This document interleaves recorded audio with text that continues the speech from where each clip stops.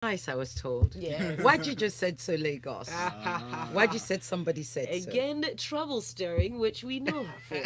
We like it. Sisioge Lagos is a handle up on Twitter. And we've got Waji in the studio. Also, his handle is the corporate MC. Morning, Waji. How are you? Good morning, Flu, and good morning, Lagos. He There still you has that go. voice. Just send me money. Yes, okay, I was just going to say I'm that the for all the manager. people asking about the voice, please just go and find him, the corporate MC. Don't Stop find sending him. us I'm the messages. manager. Sorry, find Sisioge Lagos, and she will manage you in that direction. As we're about to delve into the stories, there are different ways you can contact us in the studio this morning. Yes, through YouTube. You can leave a comment in the comment section on YouTube. Just youtube.com/smooth981FM Lagos. If WhatsApp is your thing, send it to this number 0809 444 0981. Also on Twitter, use the hashtag FreshlyPressed981 where you send a tweet to @smooth981FM. Okay, and now let's start with the first story. So ASUU are accusing LASU of admission racketeering. It's a story that's in the Punch newspaper. Accusing LASU of admission racketeering. It's a story that's in the Punch newspaper. I'm seriously, I'm just going to let you go through this one. It's short and to the point. What are your thoughts? Well, it's very quick. So it would appear that so the unions are saying, look, LASU is accepting students who allegedly don't even meet up with the cut-off marks, and therefore the unions are asking what's going on. How is this being done? We don't know why. The new vice chancellor is being accused of, here's a quote, becoming increasingly opaque regards admission. What's going on here? We don't know, but I think it's something that needs to be investigated. We know that in Nigeria there are cut-off marks, like there are all over the world. There are Exactly. cut-off marks for entering a university, and it's important that those cut-off marks are not negotiated for money or otherwise. I think the fact that this is being brought up is important because there's a quote here again, the unions are saying secrecy and arbitrariness. So if you're just accepting people, students in without so much as a tick, and going through the proper process, then yes, there's a problem. But unfortunately, this story doesn't tell us too much because the vice chancellor hasn't responded. LASU hasn't even given a proper response, or they haven't made an official statement. I think this is something that we need to look at. Perhaps students of LASU can actually send us an SMS whilst we're on air. Yes, a WhatsApp message. Yes. Do let us know. That WhatsApp number is 0809 444 0981. As we move on to the next story, it's a bit concerning from the Guardian newspaper. The Commissioner of Police in Lagos State Command, Dimohimi Edgal, has said that highly placed politicians are sponsoring cultists, and they're lamenting about that. They're saying that this is under the guise of thank you parties, and that they're also flouting a lot of INEC rules, the bans on campaigning that INEC have in place at the moment, and the cultism, he says, has taken a frightening trend because last week there was an incident at Ikorodu Road where 23 suspects were arrested. They've now been charged to Yaba Magistrate Court. Waji, your thoughts on this story? I mean, for me, when you now begin to study how politicians generally operate in Nigeria, we do not actually practice proper grassroots politics. But you know what? Let me take that back for a second because this might actually be the version of it in the Nigerian context. Politicians in this country, even when you go back to previous dispensations and previous republics, have always gone to nefarious groups to ensure that they galvanize these individuals to now secure votes or rig the votes or whatever the case may be. It's unfortunate. So, yeah, exactly. So this is not anything particularly new. We have seen this time and time again, especially with this republic in the late 90s and early 2000s.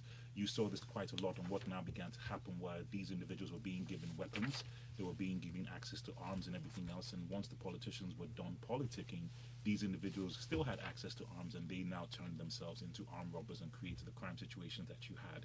Fortunately, Lagos State was able to curb a lot of these situations very early on in those days to make sure that it was reduced significantly. But when you now begin to look at the sheer amount of arms that are circulating within the populace, it now comes from these kind of situations where politicians have access to security situations that give them weapons, and they now pass weapons down to these cultists and these individuals. So it's something that needs to be tackled. Once again, it's a good story when you now begin to look at the face of it, but we need to see harsher penalties. We need to see harsher crimes and everything else. It can't just stop at people being arrested. People need to be thrown in jail. People need to be called out and held accountable. So addressing harsher penalties and people being made accountable in a country where political connection extends deep into even the police force, allegedly. Do you think that that's going to happen? Okay, is that a rhetorical question, or do you actually want an answer? I would like your opinion. Okay, no, but I can hope. Okay. I don't know if that helps. It's an opinion. It's Okay, an right. opinion. So Okay. I know, but I can hope, and I can hope that one person is made a scapegoat out of this Mm. situation, so that way it can hopefully discourage other people from doing it. That they're perhaps shining a light in that direction. Eventually, Then it will people will just dispel. kind of behave themselves a little bit. Thank you very much for that. Up next, speaking of behaving themselves, GandujeGate is the hashtag right now. So remember the video showing Kano State Governor receiving a bribe? Well, apparently it is authentic. That's what the publisher has told the investigative committee as he stood before the House. Okay, so Mr. Jafar stood by the content of the videos when he appeared before the lawmakers at a public hearing on Thursday. He has refused to disclose the source that provided him with the video recording of Mr. Ganduje, and Amnesty International have requested specifically that the Nigerian government ensure the security of Mr. Jafar. Ms. Ireti, very serious stuff here. We know that already the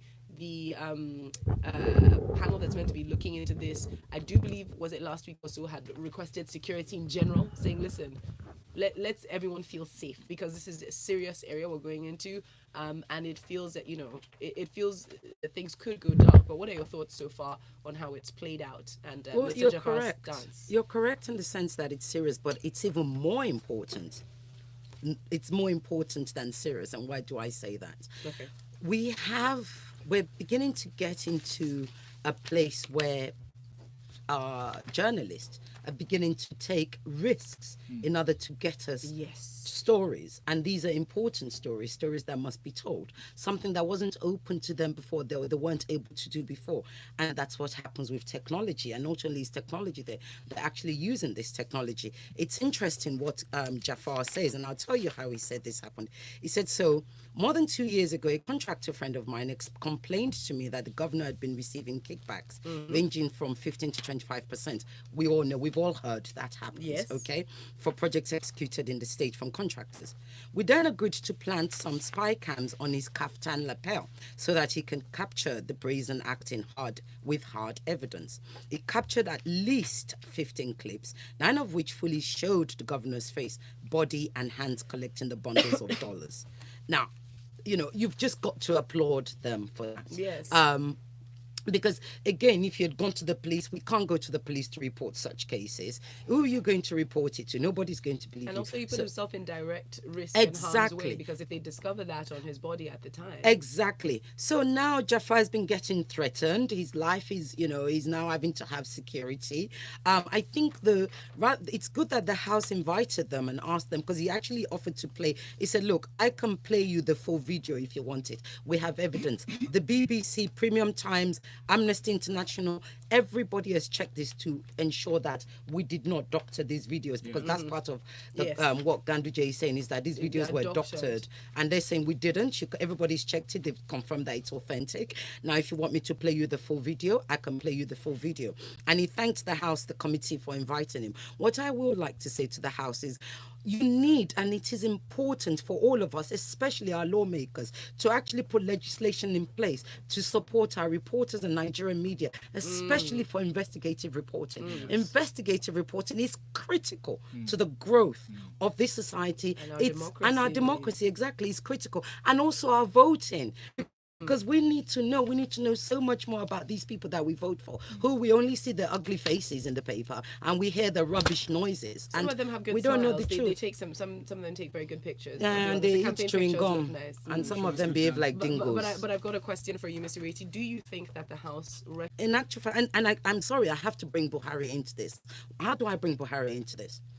The one thing that I constantly say to people is, much as corruption is still going on, something has been planted in our heads about corruption.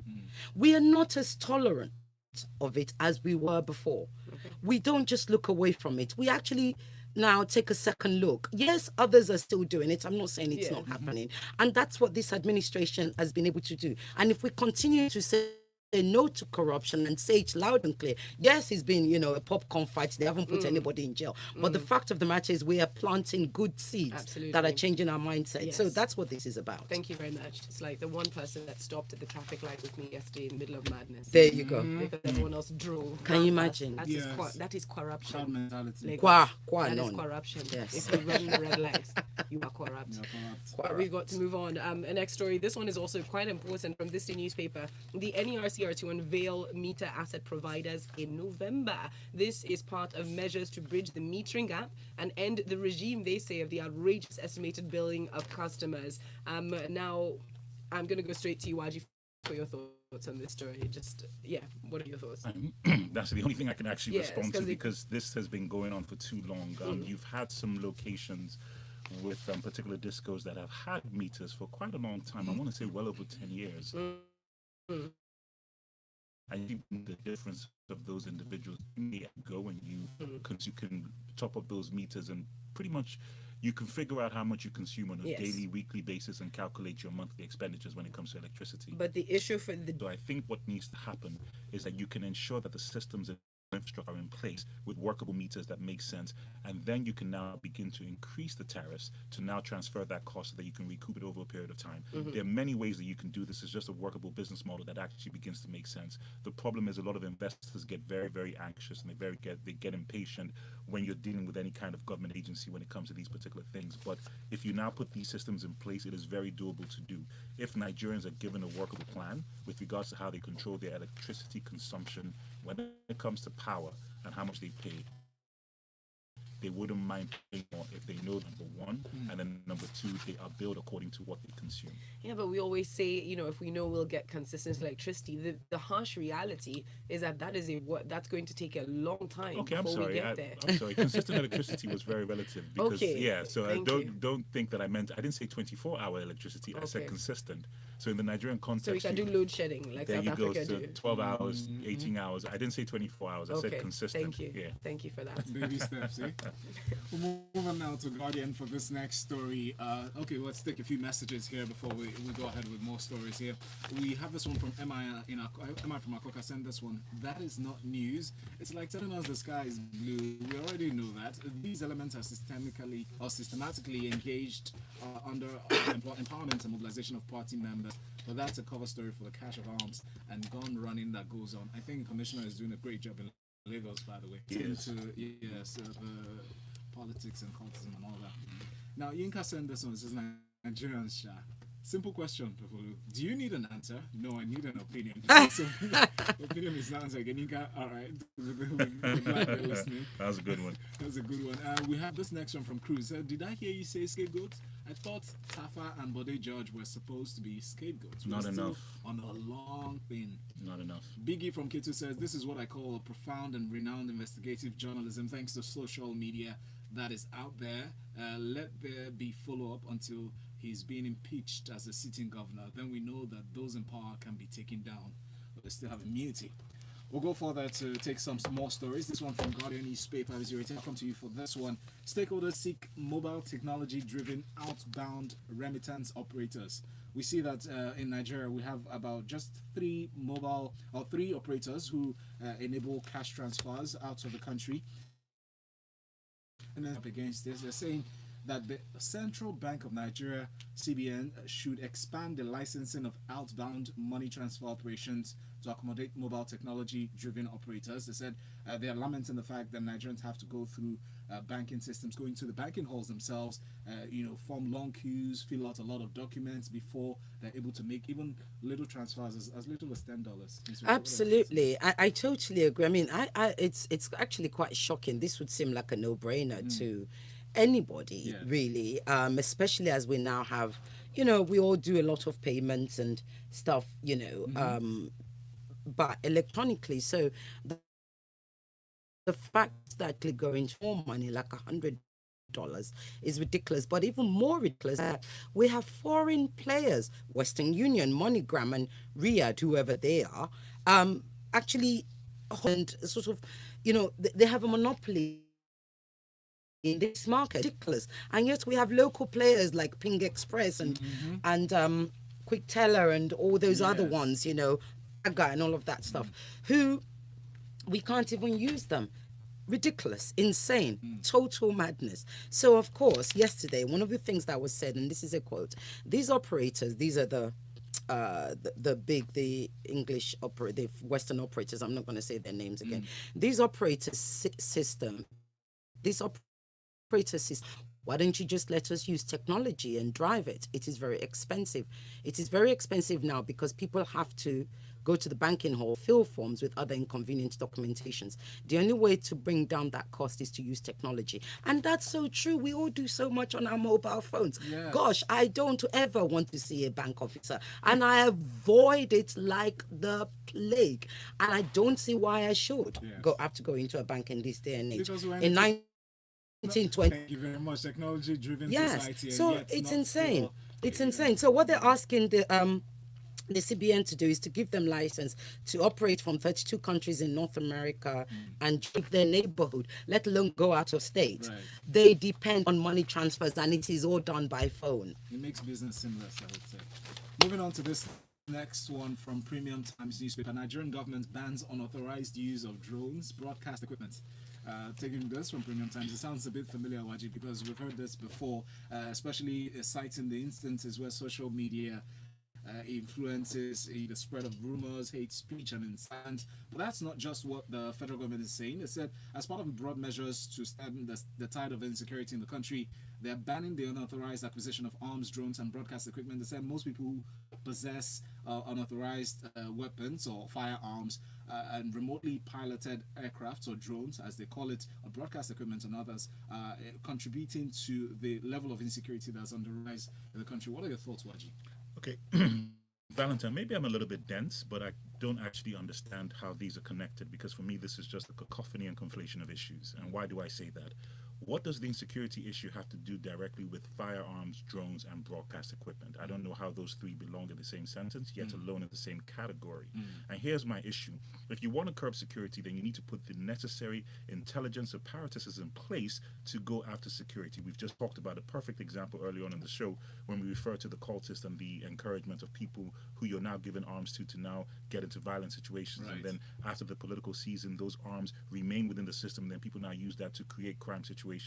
What drone technology have you seen in Nigeria that is weaponized to attack people? I haven't seen any. So I don't know what information or data you have that is now informing you to now go after drones. What broadcast equipment in a democracy that has been going on for 19 years has been used to harm people? This is not Rwanda, where things were now used to call upon genocidal acts. We still have freedom of speech. So if people go out saying things that are insightful, go after those individuals, not the equipment and the instruments that they use. So I don't like this approach to, because we don't like something, let's go after social media. That's not the issue. They don't understand it. That's what it is. That you don't understand it at all. Well, his comments about Bangana and Munguno when he addressed the General Security Appraisal Committee meeting at his office in Abuja. Does it seem like a blanket approach, spread across all these different? Yes, it's and trying to see. Yeah, it's a typical situation when, for example, if something happens and police arrive, they just arrest everybody, even though you're just standing there, literally just walking past. They just arrest everybody while you were there.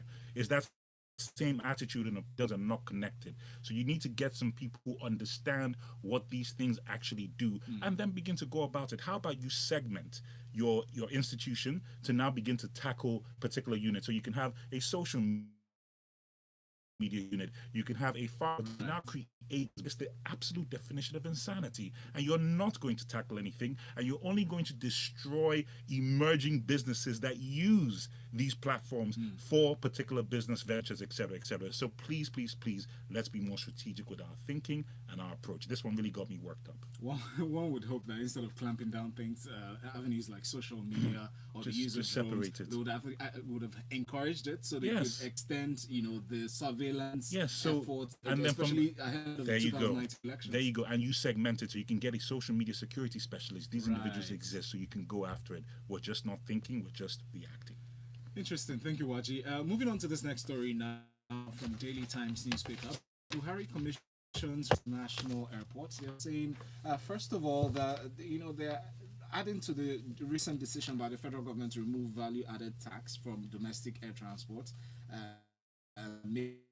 making more affordable and some jobs, highlighting some of the achievements of the government in the same vein.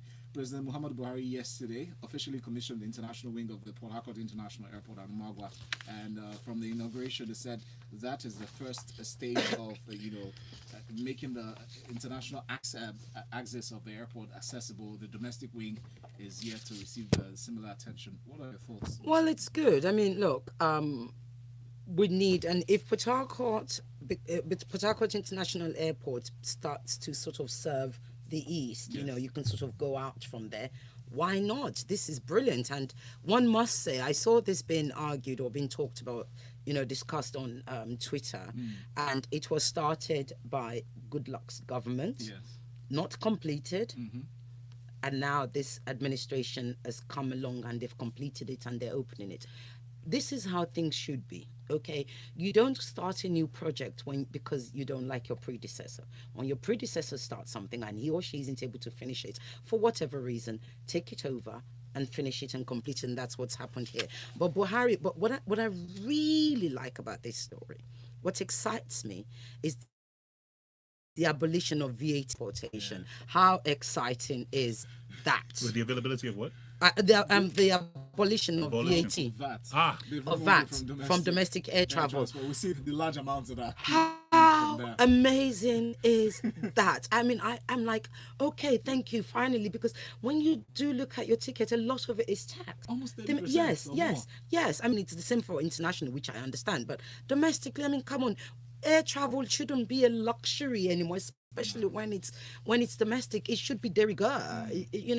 It should be normal. And it should be available to as many people as possible, because it then relieves more, people having to go on the roads and traffic, etc., to get them for Christmas and the seasonal holidays. So very exciting. I mean, this has been a good Friday. We've had lots of good stories. That's all I can say. Still Good Friday. Yeah, right, Waj? What do you you very reckon? much Good for stories. I've enjoyed it. I'm on a natural high Yeah, right now. yeah. Let's move on now to Punch newspaper for this last story. Federal government will give states with workable water master plans 3 billion naira annually. Who says this? Minister of Water Resources, Suleiman Adamu, made a statement yesterday. He said any state of the Federation that operates a workable master plan for the provision of water will henceforth receive 3 billion naira annually from the federal government.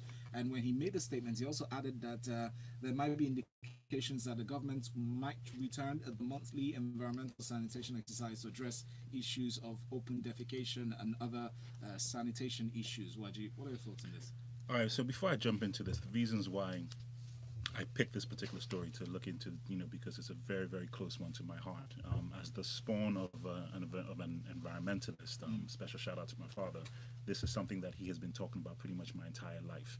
Just to give you something interesting regarding background, do you know that in 1955, Lagos Lagoon was voted to have the cleanest water in the Commonwealth? Wow. You could actually take Same a cup, Lagos Lagoon. same That Lagos they're Lagoon, dumping rubbish into. that you could actually take a cup, dip it in the lagoon and bring it out, and the clarity was voted amongst the cleanest in the British Commonwealth. You can check My it up chest. online. Wow.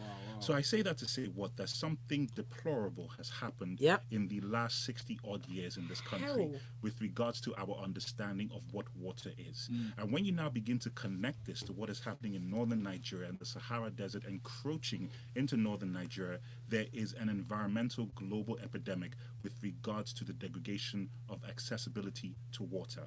That's why these plans need to kick into full view so we could begin to tackle it so that our children and our children's children have access to clean education. Yes. Because this is a big part of it. When a human being decides to defecate into the Lagos Lagoon, it's because he is not educated, not because he doesn't have options. So you now have to ensure that there is a proper communication and a proper strategic plan with regards to how people think and approach water. Without water, none of us exist. So I applaud this 100%. It needs to happen. Let these compensations be put in place, but we need to take a tighter, stronger, well-regulated and better serious attitude to how we treat water in Nigeria. Thank you No, very Waji, much. just a very quick question. I mean, I totally support everything you said. Do you think it's possible that back then in the 50s there were more public toilets? Yes, there were. Right, and there are less because now people was- turn public toilets into their home. Yes, that's number one, and people were better educated with regards to how to approach water, what the lagoon was used for. People had a better understanding because when you looked at the primary and secondary educations, even up until my time, these things were heavily discussed with regards to what you do with water. So if you take those things away and you don't have those conversations at a very elementary level, then nobody's going to understand and appreciate that dumping refuse in the lagoon is a problem. Yes. Okay, And global warming is real. Down the go. line over the Yeah. years. Yeah. But I've just got to okay, say. that's sorry, you're gonna say something. No, Lagos, I've got to embarrass Waji. So in case he referred to his dad. So Waji's dad is my crush travel partner. He's Nigeria's answer to Phileas Fogg. Am I lying? You're not. Right. You can ping him and he'll tell you who that is. All right, so what you stakes is high now. The voice, the dads, just Everything. they're coming for you. We've got lots of messages to round up with. So Henry up on a live stream says drones can be used for surveillance, just like guns. Most things can be used for good and for bad. And with drones, you don't worry about high fences. Remember how Shomole's mansion was videotaped? Interesting. Thank you for that. It's not.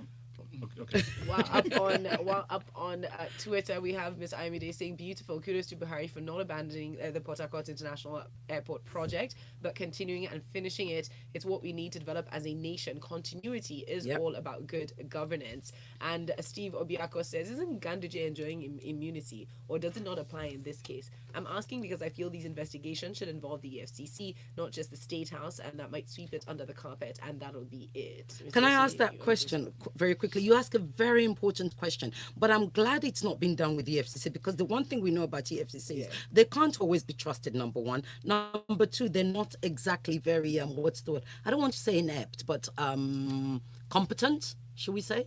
In some Yes. cases. So this is They more a do have citizen thing. successes, a bit, but also Yes, with this, I agree with as a him. governor, he does have immunity right now. Remember, they're not really questioning him because he's been caught red-handed doing something. They're actually asking questions of the journalist that's caught in that. But once he steps down, then impeached, these things can be exactly. used as evidence. Then the reality. And this is in from Sheon, says on the drone issue, this is what we get when we have geriatric old-timers. Thank you. I don't want to who say have it. no connection with Thank the you. modern world. Valentine alluded to it, but that's just pretty much it. So as usual, ban everything, an Yeah. approach that has never worked. And for the commenter on live stream, cars can be used for robberies. Should we ban cars and car bombings and kidnappings? Okadas too. Thank you very much. On that note, we're officially done. And we're about to round up. So let's have our analyst plug out, Mr. Ireti. Well, I'm not plugging out, but I want to say a big shout out to Dale Olasokwe, but not Dale really, because so Dale told me that he's a fan of mine. Well, he's not really a fan. His wife is a fan of mine, Yes. and they always have arguments in the car because of me. So, Mrs. Olasokwe, I want to say thank you for being my girlfriend. Okay, you're number one. You're my WCW for the rest of the year. Please Thank make sure you. you post that picture. Tag is at Sissy Oge Lagos. Find her there. And Nwaji you can find as the corporate MC, but corporate spelt with a K. Right. All right. Valentine and I are still here because coming up next. We talk of sports inside of the locker room, and that's coming up at 8:15. Good morning, Lagos. Mrs. Olasokwe is she's Olasokwe.